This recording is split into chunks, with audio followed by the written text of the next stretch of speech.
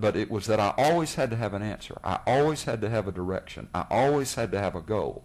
And she just, for a while there, she was just pretty relentless. And I know was struggling with that, where she would just, she just have to say, I think there could be another opinion on this.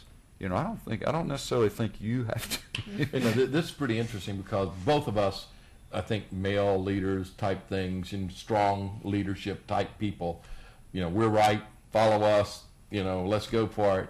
But our wives come from different perspectives. Tech's more reserved, Shirley a little more open. So how do you deal with that from your perspective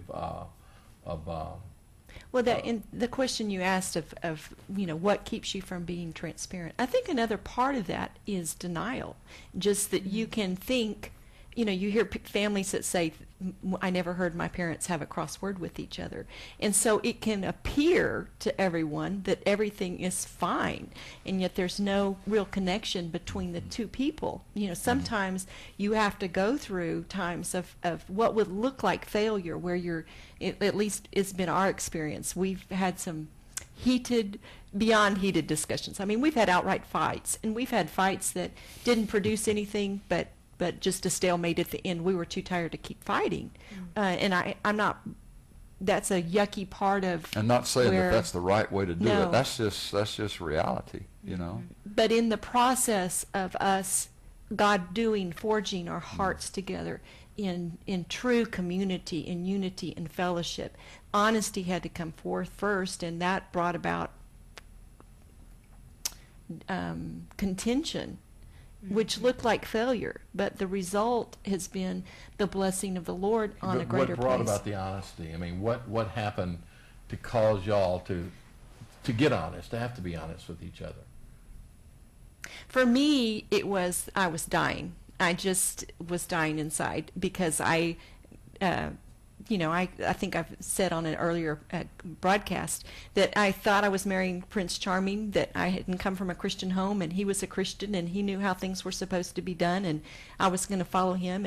And yet the part of our marriage that was the part God had put within me, that I would complete him, he didn't need a completer. He just sort of needed somebody to do his laundry and cook or whatever. But the place for the two of us to be one, which would mean that there would be failure in his life sometime, that I would be able to see into his life and say, that seemed kind of harsh what you just said to that person, and that he could receive that. And instead of saying, no, I have to be right all the time, and you're wrong. One of the things, Tex, you shared with me during that time that what we went through was, and she said to me, she says, I don't feel like you need me. And we guys who are... And that was one of the reasons I thought, well, if he doesn't need me, I'm sure not going to tell him where I'm failing. And so it was that thought process that was incorrect. Yeah, thinking. and I think that's... We have to see that we need the Lord and we need each other. And, it's...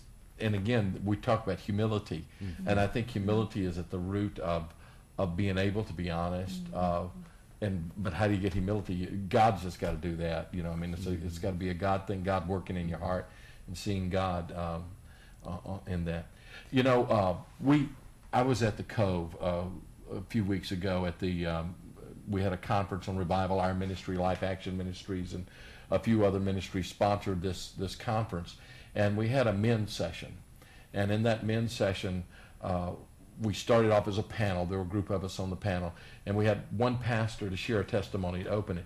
It was really a powerful testimony. He went through, and it was an incredible story, pastor of a large Baptist church, and I think it'd be really good for us to hear. It'll take about 10 minutes, so those of you listening, listen to this, and those of you watching, you'll see it. And so if you would, just roll that clip of Pastor Graham right now, and I want us to hear this. Interesting story.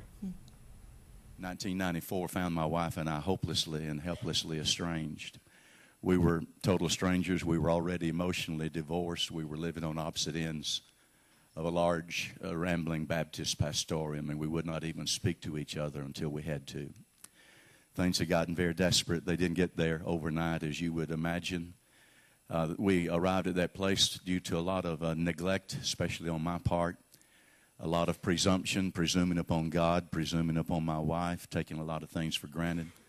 Failure on my part to be the spiritual leader that I knew how to be and knew I ought to be, but refused to do. A lot of neglect.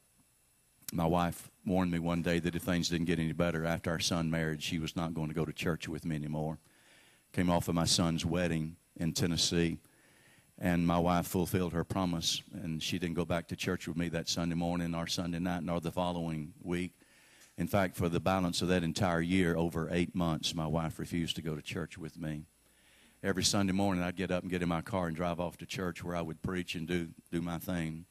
After I left, she would get in her car and drive across town to a smaller church of another denomination where she thought she wouldn't be recognized or any further source of embarrassment to either of us.